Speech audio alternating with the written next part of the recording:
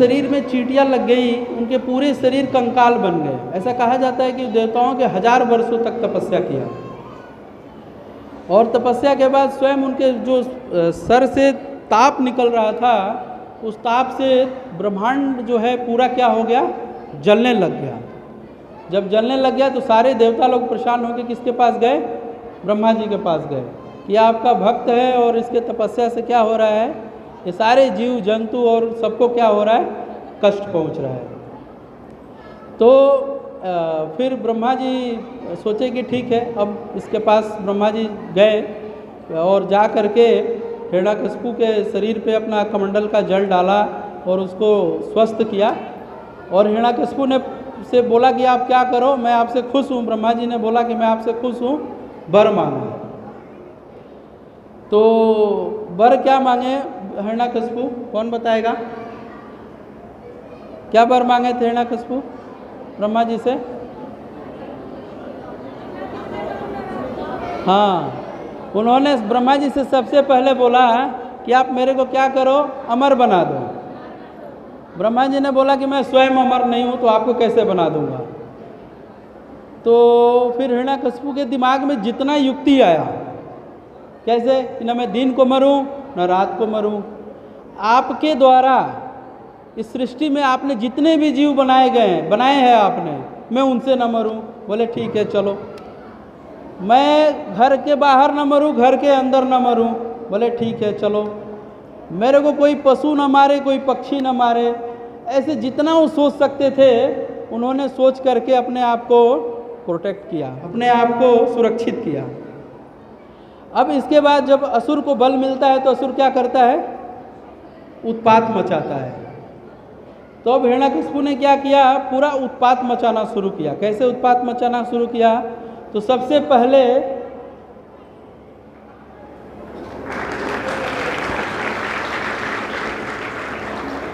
जो देवताओं के लोक है, स्वर्ग लोक, उस पे जाते हैं और जा कर के सारे देवताओं को क्या करते हैं, वहाँ से भगा देते हैं और बोलते हैं सब अब क्या करो, मेरे चाकरी में लग जाओ, है ना। तो कोई सारे देवता कहाँ लगे थे हिरण्यकशिपु के? कोई झाड़ू करता था, कोई पोछा करता था, कोई उनके लिए भोजन बनाता था। तो जो हिरण्यकशिपु थे इतना प्रभावशाली राजा बन गए और पूरे ब्रह्मांड को क्या किया उन्होंने, अपने उसमें कर लिया, अपने प्रभाव में कर लिया, एक तरीके से अपने मुट्ठी में कर लिया। लेकिन उनको ये पता नहीं था कि उनका एक जो पुत्र है वो क्या है, भगवान का भक्त है। तो प्रहलाद महाराज कहता है, वो प्रहलाद महाराज का जो है उनके पुत्र होते हैं तो उनको क्या सोचते हैं कि इनकी शिक्षा कराऊं मैं। और कैसे शिक्षा कराऊं? जैसे कहा जाता है ना, जैसे पिता वैसा पुत्र। तो अपने टोली में उनको ट्रेन करना चाहते थे। कैसे? एक असुर है तो असुर का काम क्या होता है, धोखा देना, दूसरे का धन छीनना, परेशान करना, राजनीति करना, कूटनीति करना। तो उनके जो गुरु थे हिरण्यकशिपु के शुक्राचार्य, तो उनके 2 पुत्र थे, षंड और अमरक। तो उनके पाठशाला में भेजते हैं, उनके स्कूल में एडमिशन कराते हैं किसका, प्रहलाद महाराज का। तो जो षंड और अमरक होते हैं बहुत आत्मीयता के साथ प्रहलाद महाराज को शिक्षा देते हैं। क्यों? क्योंकि राजा के पुत्र हैं, बहुत उनको प्यार से सिखाते हैं। क्या सिखाते हैं? राजनीति सिखाते हैं, कैसे अपना दोस्त बनाना है, कैसे जो दोस्त नहीं है उसको ख़त्म करना है, किसको दोस्त मानना है, किसको दुश्मन मानना है। तो ऐसे शिक्षा उनको देते हैं। लेकिन क्या होता है कि प्रहलाद महाराज जो भक्त होते हैं तो उनको ये शिक्षा का उनके ऊपर प्रभाव नहीं पड़ता है। तब आप पूछेंगे प्रहलाद महाराज भक्त कैसे बने? तो प्रहलाद महाराज जब अपने माँ के गर्भ में थे, माता केयाधु के गर्भ में, उसी समय हिरण्यकशिपु क्या करने जा रहे थे, तपस्या करने जा रहे थे।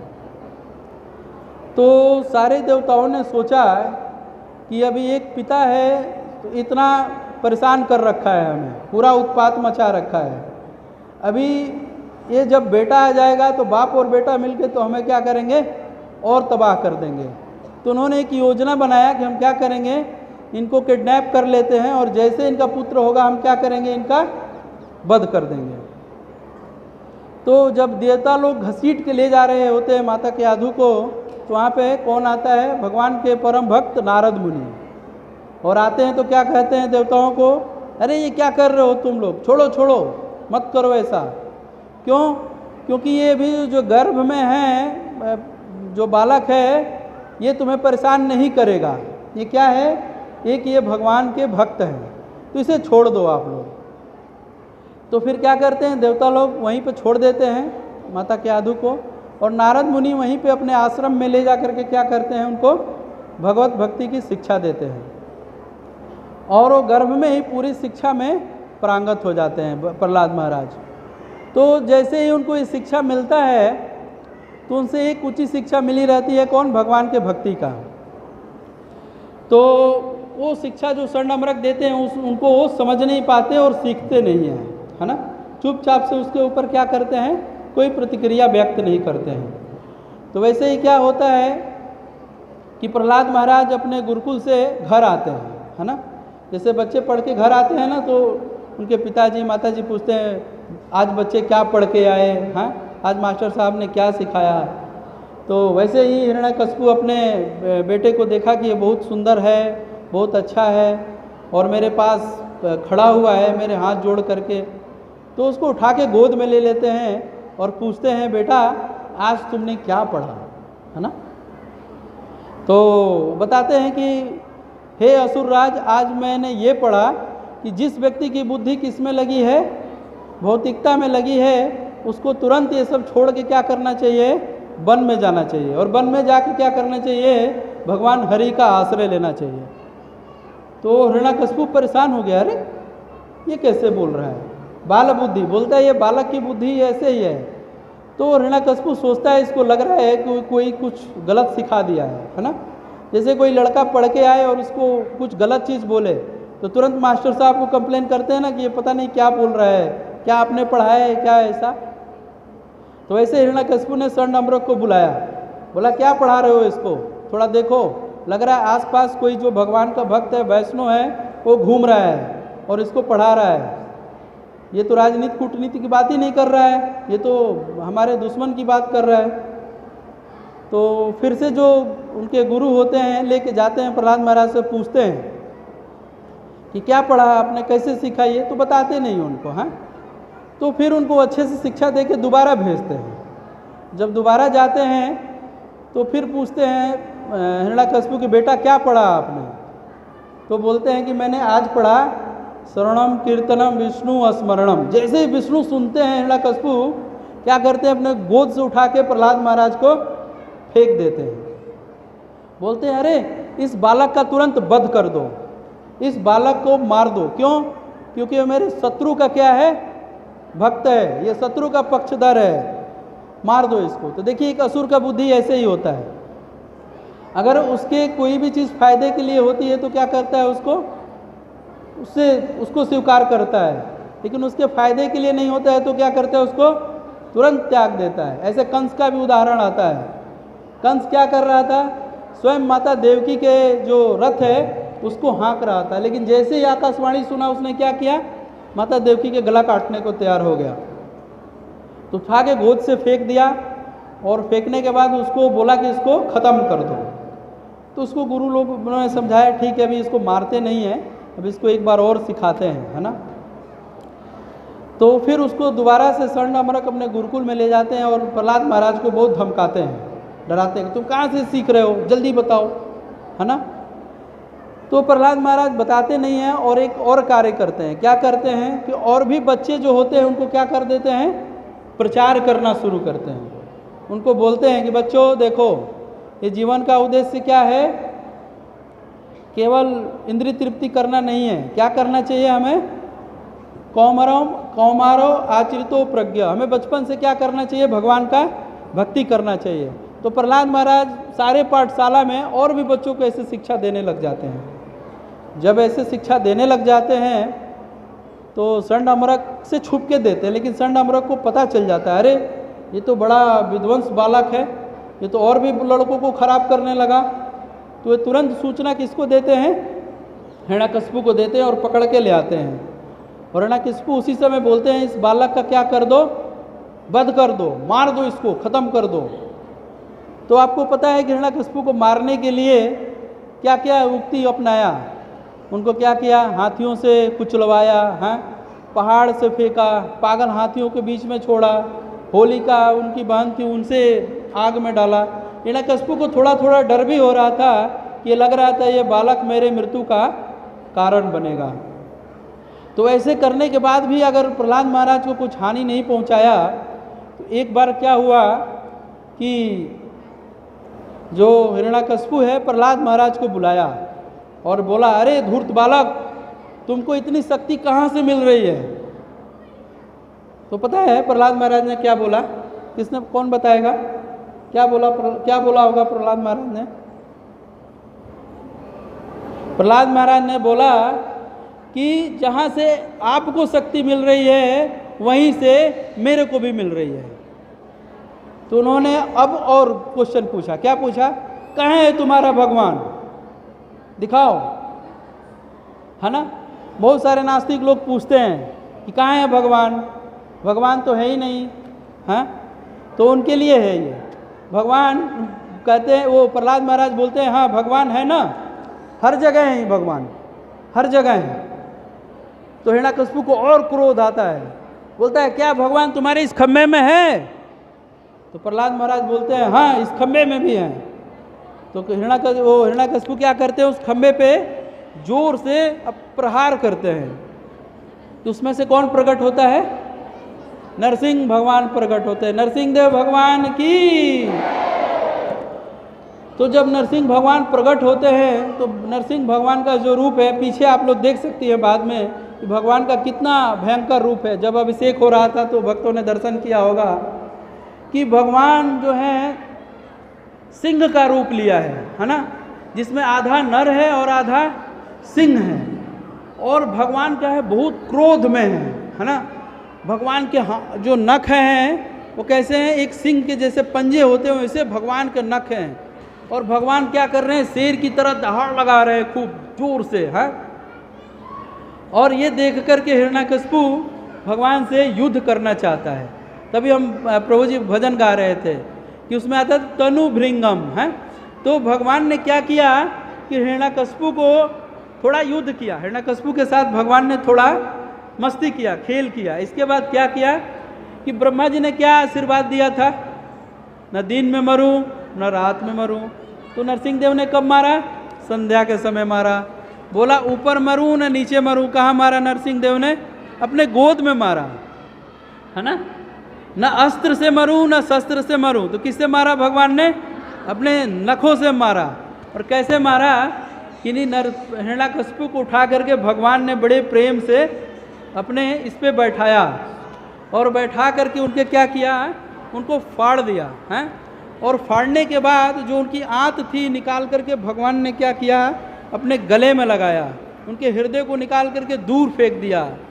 और इसके बाद भगवान इतना क्रोध में थे, इतने क्रोध में थे कि भगवान के क्रोध को देख करके सारे देवी देवता सब लोग बहुत ही विचलित और भयभीत थे। तो सारे देवताओं ने सोचा कि अब भगवान को शांत किया जाए, क्योंकि भगवान ने बहुत ही उग्र रूप लिया है, हाँ। तो भगवान को शांत करने के लिए बहुत लोगों ने प्रार्थना किया। सबसे पहले ब्रह्मा जी ने प्रार्थना किया, फिर भगवान शिव ने प्रार्थना किया, फिर गंधर्वों ने, देवताओं ने, सब ने प्रार्थना किया। लेकिन भगवान का क्रोध शांत नहीं हो रहा था, भगवान वैसे ही क्रोध में थे। इसके बाद क्या हुआ कि सारे देवताओं ने सोचा कि माता लक्ष्मी से बोलते हैं, हो सकता है माता लक्ष्मी कुछ मदद करें, भगवान को शांत कर सकें। तो माता लक्ष्मी भी आती हैं, देखती हैं जब भगवान नरसिंह के क्रोध को, तो बोलती है नहीं नहीं नहीं नहीं नहीं नहीं, मैं तो नहीं, अभी मैं नहीं जा सकती भगवान के पास, है। तो फिर ब्रह्मा जी एक युक्ति लगाते हैं कि भगवान को कैसे शांत किया जाए। तो प्रहलाद महाराज को फिर आगे करते हैं। और जब प्रहलाद महाराज भगवान के पास जाते हैं तो भगवान उनको क्या करते हैं, अब भगवान कौन से शरीर में है? नर सिंह। भगवान का जो ऊपर वाला पार्ट है सिंह के रूप में है। तो प्रहलाद महाराज को भगवान क्या करते हैं, चाटने लग जाते हैं। और प्रहलाद महाराज उनको बहुत ही स्तुति करते हैं और भगवान उनसे प्रसन्न हो जाते हैं। तो भगवान को प्रसन्न करने का एक ही उपाय है, क्या है वो? भक्ति। अगर हम प्रहलाद महाराज के अनुगत होकर के भगवान का शरण लें तो हमारा कभी भी विनाश नहीं हो सकता। ये सीधे सीधे भागवतम में ऐसा दिखाया गया है। भगवान भगवत गीता के अंदर भी बोलते हैं अर्जुन को, अर्जुन आप घोषणा कर दो। क्या घोषणा कर दो? न मे भक्ता प्रयश्चति, मेरे भक्त का कभी विनाश नहीं होता है। और अर्जुन से क्यों घोषणा कराते हैं भगवान? इसलिए अर्जुन से घोषणा कराते हैं कि मैं कभी कभी अपने बातों से मुकर जाता हूँ, लेकिन अगर किसी बात को मेरे भक्त कह देता है तो मैं उसको करता ही हूँ, उसमें कोई संदेह नहीं है।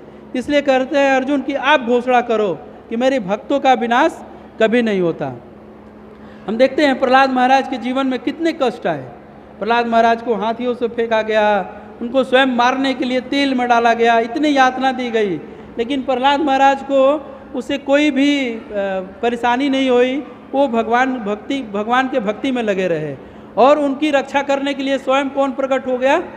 भगवान प्रकट हो गए। तो वैसे ही हमें ये नहीं सोचना चाहिए कि हम भक्ति कर रहे हैं तो हमें क्या है, हमें कोई भगवान का प्रोटेक्शन नहीं है। हमारे पास भगवान और भक्तों का प्रोटेक्शन हर समय है, हर वक्त है। तो एक बड़ा इम्पोर्टेंट चीज़ है कि प्रहलाद महाराज से बोलते हैं भगवान नरसिंह कि आप क्या करो, वर मांगो, है ना। अब साक्षात नरसिंह देव वर देना चाहते हैं किसको? प्रहलाद महाराज को। तो बड़ा अच्छा अपॉर्चुनिटी है कि अभी भगवान बोल रहे हैं कि अब मांग लो। तो हम क्या मांगते हैं भगवान के पास आकर के? भगवान दे दो। क्या दे दो? आप जो दे सकते हो दे दो, है ना। हमें धन दे दो, गाड़ी दे दो, पैसा दे दो, ये दे दो, वो दे दो। लेकिन प्रहलाद महाराज क्या बोलते हैं? नहीं नहीं नहीं नहीं, मैं कोई बनिया थोड़े ना हूँ। हाँ, बड़ी एग्जाम्पल देते हैं, मैं कोई बनिया नहीं हूँ कि मैं कोई बिजनेसमैन हूँ कि मैं भक्ति करता हूँ तो कुछ हमें लाभ मिलना चाहिए आपसे। बोले नहीं, हमें कुछ नहीं चाहिए। हमें अगर आपको देना है तो क्या दो? अपनी भक्ति दो। और मेरे हृदय के अंदर जो ये अनर्थ हैं, काम क्रोध लोभ मोह, ये जो मैं है, इसको आप क्या करो? ख़त्म कर दो। तो हम देख सकते हैं कि हम अभी भक्ति करने का प्रयास कर रहे हैं या करना चाहते हैं। हमारे भक्ति करने में बहुत सारे बाधाएं आती हैं। तो हमें क्या आज के दिन भगवान नरसिंह देव से प्रार्थना करना चाहिए कि हमें क्या करिए, आप अपनी भक्ति दीजिए और हमें स्वीकार करिए। तो ऐसे प्रहलाद महाराज कुछ भी नहीं मांगते भगवान नरसिंह देव से, यही मांगते हैं कि आप हमें अपने भक्ति में लगाए रखिए। तो एक भक्त का असली भाव यही होता है कि भगवान से हरदम क्या मांगे? क्या मांगना चाहिए भगवान से? भक्ति। अगर हम भगवान से भक्ति मांगेंगे तो हमें सब कुछ अपने आप मिल जाएगा। अभी भगवान क्या करेंगे? प्रहलाद महाराज को पूरे जो असुर साम्राज्य है उसका क्या करेंगे? राजा बना देंगे। वैसे ही भगवान ने बलि महाराज जब वामन देव के रूप में आए तो भगवान ने बलि महाराज से सब कुछ छीन लिया। लेकिन छीनने के बाद क्या किया भगवान ने? उनको क्या दिया? उनको सूतल रोग का राजा बना दिया। और भगवान बोले कि सूतल रोग का जो द्वारपाल होगा वो कौन होगा? स्वयं मैं हूँगा, है ना। तो ये भगवान के भक्ति का प्रभाव है। अगर हम भगवान का भक्ति करते हैं तो भगवान से हमें कुछ भी मांगने की ज़रूरत नहीं है।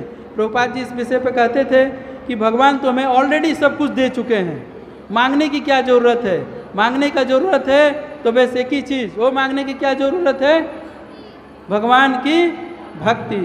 तो आज हम सब हृदय से प्रार्थना कर सकते हैं भगवान नरसिंह देव जी से कि हमें क्या वर दें? ये वर दें कि हम उनके अविचल भक्ति में लगे रहें। और प्रहलाद महाराज से भी प्रार्थना कर सकते हैं कि उन्होंने जिस तरीके से भगवान विष्णु की भक्ति किया, इतनी बाधाओं को सहते हुए, परेशानियों को सहते हुए, वैसे हमारे भी जीवन में कोई भी ऐसी बाधा आए, परेशानी आए तो हम उससे बिना डरे हुए भगवान की भक्ति को कर सकें। हरे कृष्णा। तो आप सब भक्तों का बहुत बहुत धन्यवाद। हरे कृष्णा। अब मनोहर मुरारी को जी कुछ बताएंगे आप लोगों को।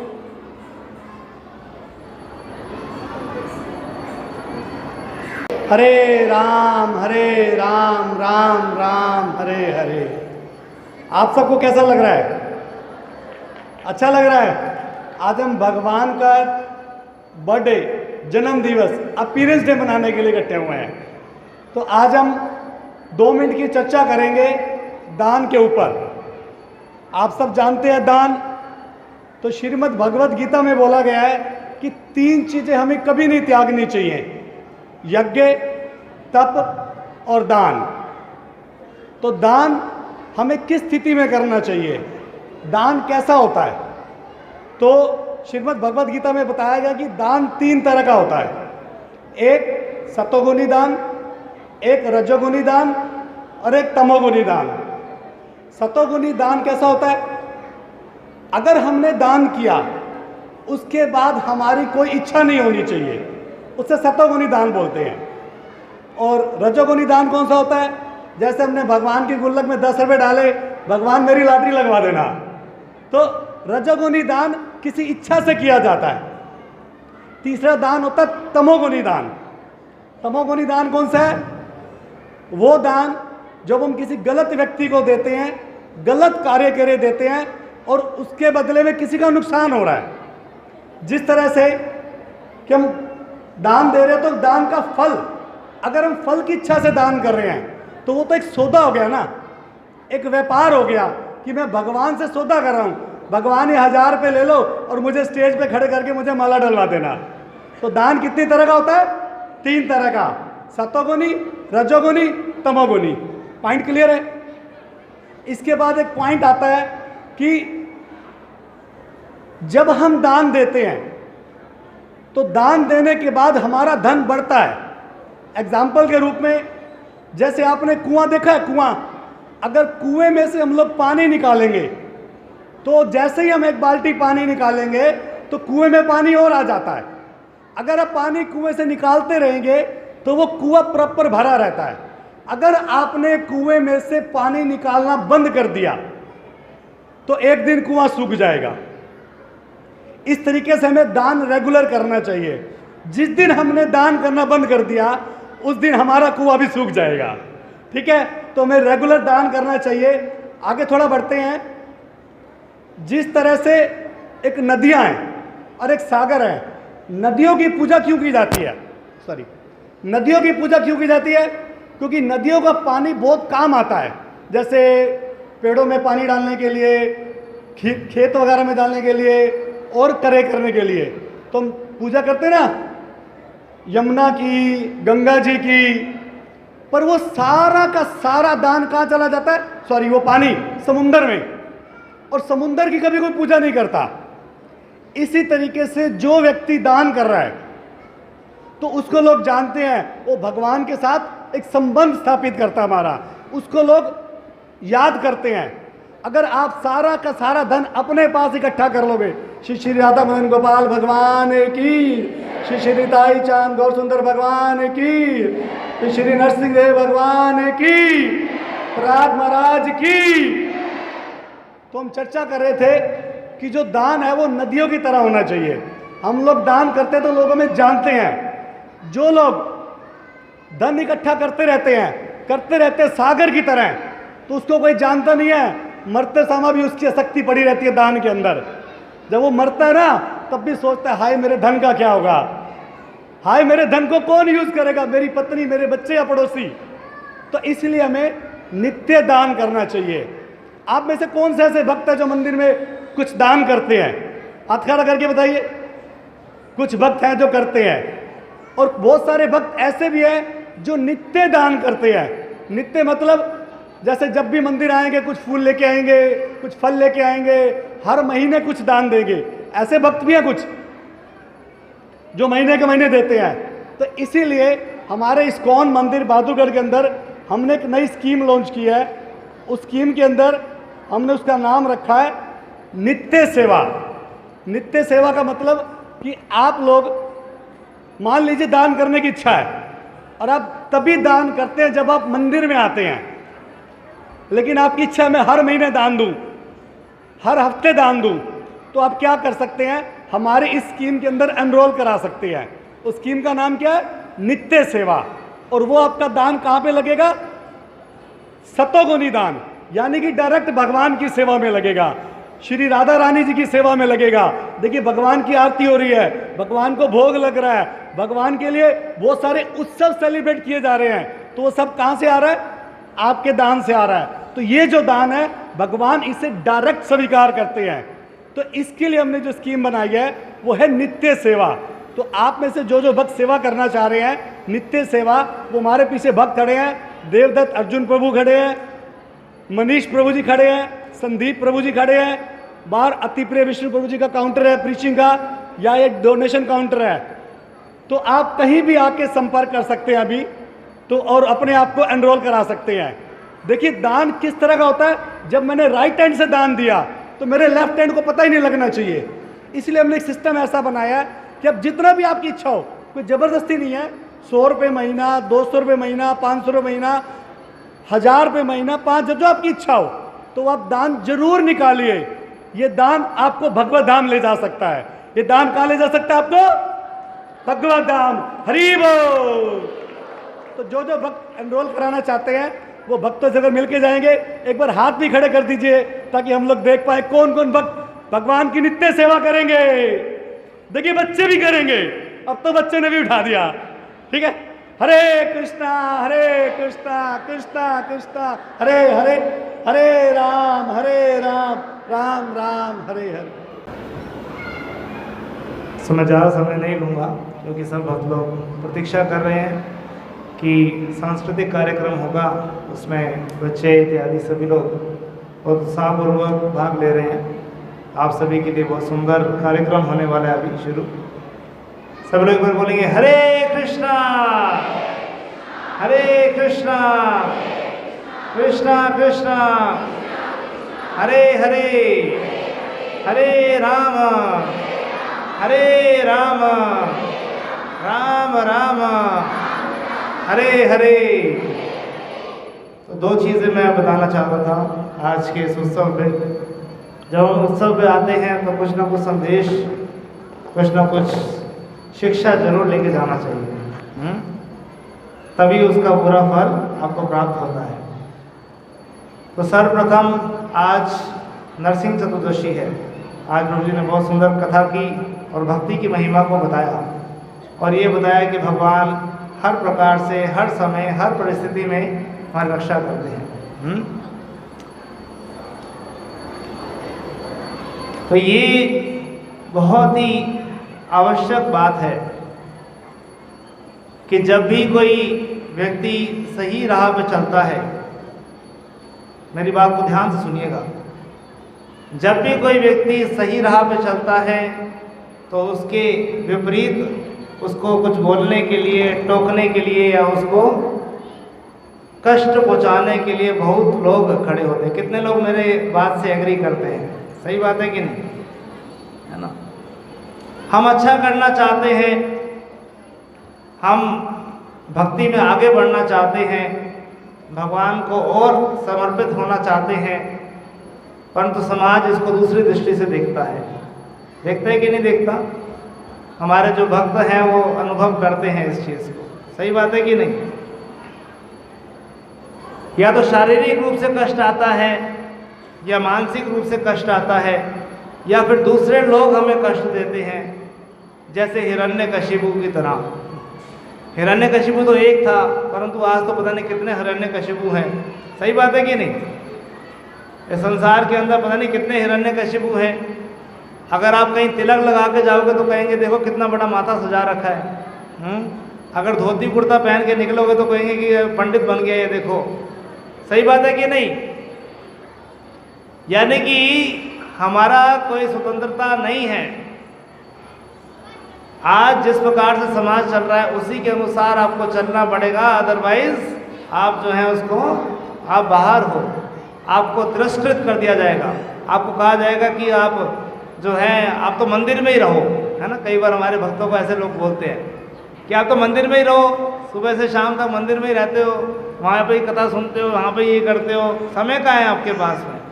तो जैसे ही कोई व्यक्ति भक्ति करने लगता है उसके अगेंस्ट, उसके विपरीत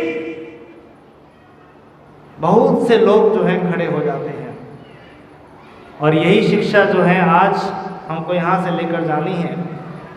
प्रहलाद महाराज जो है एक उत्तम कोटि के वैष्णव हैं, उनके बाद भी वो अकेले भक्त हैं। देखिए हमारे पास में तो इतने सारे भक्त हैं, वो अकेले भक्त हैं। उनको जिस स्कूल में डाला वो भी आसुरी स्कूल था, जिसमें उनको सारी की सारी विपरीत शिक्षा दी जा रही थी। तीसरा,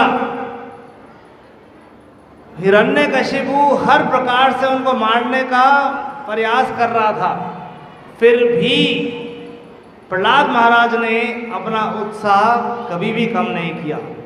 केवल एक ही कारण था, क्योंकि वो भगवान का हमेशा नाम कीर्तन करते थे, क्योंकि वो भगवान का हमेशा स्मरण करते थे। यदि आप हर स्थिति के अंदर भगवान का नाम लेते हैं, कीर्तन करते हैं, श्रवण करते हैं और भगवान की सेवा करने का प्रयास करते हैं, ठीक है, अपने मन को भगवान में लगाते हैं, अपनी वाणी से कृष्ण का नाम लेते हैं, अपने कानों से श्रवण करने का प्रयास करते हैं, भगवान ये गारंटी करते हैं, निश्चित करते हैं कि वो हर परिस्थिति में आपकी रक्षा करेंगे। हरि बोल। चाहते कि नहीं चाहते कि भगवान हमारी रक्षा करे हर परिस्थिति में, हमारी भक्ति की रक्षा करे, हमारी चेतना की रक्षा करे, हमारे स्वास्थ्य की रक्षा करे। अगर स्वास्थ्य नहीं होगा तो आप कैसे भजन करेंगे, कैसे नाम लेंगे? तो इसलिए आज के दिन में हमको ये सीखना चाहिए कि प्रहलाद महाराज जैसे उत्तम कोटि के वैष्णव हैं, अगर हम उनके पद चिन्हों पे आप कहोगे प्रहलाद महाराज बहुत उत्तम कोटि के वैष्णव हैं, हम तो कुछ भी नहीं है उनके सामने, परंतु अगर प्रहलाद महाराज के चरण चिन्हों को फॉलो करते हैं, उस पर चलते हैं, तो जो सुविधा प्रहलाद महाराज के लिए थी वो सुविधा आपको भी मिलेगी। हरि बोल। इसलिए आप सबसे प्रार्थना है, ये भक्ति जो है केवल एकमात्र यही साधन है जिसके द्वारा आप इस भौतिक जगत के हर कलमश से बच सकते हो। यानी कि मृत्यु के आने से पहले आप जो है मृत्यु पे विजय प्राप्त कर चुके होंगे। भक्ति इतनी शक्तिशाली है, इसलिए कहते हैं भक्तों को मृत्यु नहीं आती, मृत्यु को ऑलरेडी जीत लेते हैं वो।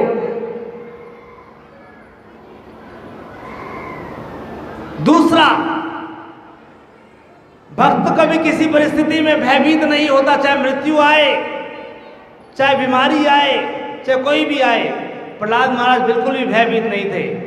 यदि आप भगवान का नाम कीर्तन करते हैं, भक्तों का संग करते हैं, श्रवण करते हैं, तो निश्चित रूप से आप अभय यानी कि भय से मुक्त हो जाएंगे, आप मृत्यु पे विजय प्राप्त कर लेंगे और भगवान हर परिस्थिति में आपकी रक्षा करेंगे। तो यदि आप इस नरसिंह चतुर्दशी पे केवल एक कदम केवल आगे बढ़ाते हैं, भगवान कहते हैं मैं 99 नीचे आ जाऊंगा, 99 कदम मैं नीचे आ जाऊंगा। एक कदम तो बढ़ाइए। वो एक कदम क्या है? हरे कृष्ण महामंत्र को स्वीकार करना। हरे कृष्णा कृष्णा कृष्णा हरे हरे, हरे राम। तो प्रैक्टिकल पॉइंट, जब भी कष्ट आए चाहे ना आए, परंतु प्रयास करना चाहिए, जिस परिस्थिति में हैं हमको भगवान का नाम लेना चाहिए, श्रवण करना चाहिए और भगवान का स्मरण रखना चाहिए। ये 3 कार्य करते हैं, श्रवण करना, कीर्तन करना और भगवान का स्मरण करना, तो हर परिस्थिति में आप निर्भय रहेंगे, हर परिस्थिति में आपके भगवान रक्षा करेंगे और आप जन्म मृत्यु बुढ़ापा और बीमारी से के भय से भी मुक्त हो जाएंगे। तो आज आप सभी से यही प्रार्थना है, अपने मनुष्य जीवन को जो है ये दुर्लभ मनुष्य जीवन है, केवल इसी में ही हम समझ सकते हैं। इन विचारों को अपने जीवन में उतारिए। ये मेरे विचार नहीं है, ये प्रहलाद महाराज के विचार है, ये श्रील प्रभुपाद के विचार है। अगर आप थोड़ा सा भी अपना लेते हैं तो आपका जीवन सफल है। और आज जैसे हमारे मनोहर मुरारी प्रभु जी ने बताया कि आज से हम नित्य सेवा, ठाकुर जी की नित्य सेवा शुरू कर रहे हैं। कई बार लोग सोचते हैं कि हम नित्य सेवा करें, परंतु उनको अवसर नहीं मिल पाता। इसलिए अभी इस्कॉन बहादुरगढ़ की तरफ से आप सभी भक्तों के लिए आप सबसे अजीज है ना, सबसे कीमती वस्तु जो उसको लगती है वो उसका धन होता है। होता है कि नहीं होता? हर किसी व्यक्ति के लिए उसका धन जो है सबसे, उसको तो मंदिर में भी आता है, वो देखता सबसे छोटा नोट कौन सा है, उसको डालने का प्रयास करता है। भगवान ने आपको सब कुछ दिया है कि नहीं दिया? अगर नहीं भी दिया तभी भगवान को देने से आपको बहुत कुछ प्राप्त हो जाता है। सुदामा के बारे में हम जानते हैं, सुदामा के पास खुद भी कुछ नहीं था, लोन पे लेकर दिया था। चिड़वा जो था वो लोन में लेकर दिया था, तो लोन पे लेकर उसने दान कर दिया और भगवान ने क्या दिया? उसके लिए महल बना दिया। कितने लोग चाहते हैं हमारा महल बन जाए? कुछ लोग चाह रहे हैं हमारा महल बन जाए। ठीक है, अगर जैसी भी इच्छा हो, महल भी बनाने की इच्छा हो, तो भगवान को देने से जो है भगवान उस इच्छा को भी पूरा करते हैं। ठीक है ना? तो प्रति मास ये मंथली स्कीम है नित्य सेवा की, जिसके द्वारा भगवान की सेवा। दूसरा, जो भी वैष्णव आते हैं मंदिर के अंदर प्रतिदिन सुबह शाम, उससे कोई चार्ज नहीं करा जाता, कुछ भी नहीं लिया जाता। उनको मुफ्त में जो है सेवा की जाती है, उनकी प्रसाद खिलाया जाता है, आपका धन उसमें यूज़ होगा। तीसरा, इस पूरे हरियाणा के अंदर जितना भी प्रसाद वितरण होता है, जितने भी लोगों को जो है कृपा मिलती है भगवान की, जितने भी जगह पे भगवत गीता बढ़ती है, जितने भी जगह पे जो है सब चीज़ें प्रचार का कार्य चल रहा है, वो सभी जगह पे इस धन का उपयोग होगा। और चौथा, श्रीमती राधा रानी की किचन में जो भगवान ठाकुर जी के लिए जो भोग बनता है, उसके लिए भी आपका दान उपयोग में आएगा। तो इसलिए थोड़ा तो निकालना चाहिए। इसलिए प्रति मास चाहे आप 50 रुपये हो, 100 हो, 200 हो, 500 हो, 1000 हो, 10,000 हो, कुछ भी हो, आप जरूर इसमें भाग लीजिए। और भगवान कहते हैं कि जैसे एक बारी एक फल बेचने वाली भगवान के, मैं बहुत बड़ी कथा है, छोटे से हल्के से बताता हूँ। फल बेचने वाली भगवान के घर पे आई, नंद बाबा के घर पे। कृष्ण भागते भागते आए और कृष्ण को कहा कुछ लेकर आओ। कृष्ण ने थोड़ा से अनाज लाकर ले दिए। कृष्ण के इतने सुंदर स्वरूप को देखकर इतनी मोहित हो गई, सब कुछ भूल गई थी कि पैसे भी लेने होते हैं। दे दिया सब कुछ और कहने लगी मैं तो बेवकूफ़ बन गई। कई बार लोगों को लगता है हम बेवकूफ़ बन गए, परंतु जब अपना टोकरी को उठाने लगी तो वो किससे? पूरा का पूरा हीरे जवाहरात से भरी हुई थी। तो अगर हम चाहते हैं कि भगवान हमें जो है, इसको कहते हैं लॉ ऑफ एबंडेंस। एक लॉ ऑफ स्केर्सिटी होता है, एक लॉ ऑफ एबंडेंस होता है। अभी हिंदी में तो नहीं बता पाऊंगा, परंतु किल्लत है ना, बहुत किल्लत है, बहुत कमी है, बहुत कमी है, उसके लिए कमी ही रहती है हमेशा। भगवान देते ही नहीं उसको, जा तू मर, कुछ नहीं मिलेगा तेरे को। लॉ ऑफ एबंडेंस क्या है? जितना आप देते हो भगवान के लिए, जितना निकालते हो, भगवान उससे 10,000 गुना, 1000 गुना जो है आपको दे देते हैं। बोलिए हरि बोल। इसलिए आज सुंदर अवसर है, नरसिंह चतुर्दशी के अवसर पर आप जो है हमारे भक्तों से मिल सकते हैं काउंटर पे जाकर, और वहाँ जाकर जो है ये नित्य सेवा में आप भाग लेने के लिए आगे बढ़ सकते हैं और भगवान को अपनी एक कुछ भेंट, this is a small offering, what you can give to Krishna. आप कृष्ण को क्या दे सकते हो? दे सकते हो कुछ? भगवान ने सब कुछ दिया आपको, आप क्या दे सकते हो कृष्ण को? This is an offering of love. ठीक है, तो इसी प्रकार भक्ति में आगे बढ़िए और अपने जीवन को सफल करें। हरे कृष्णा।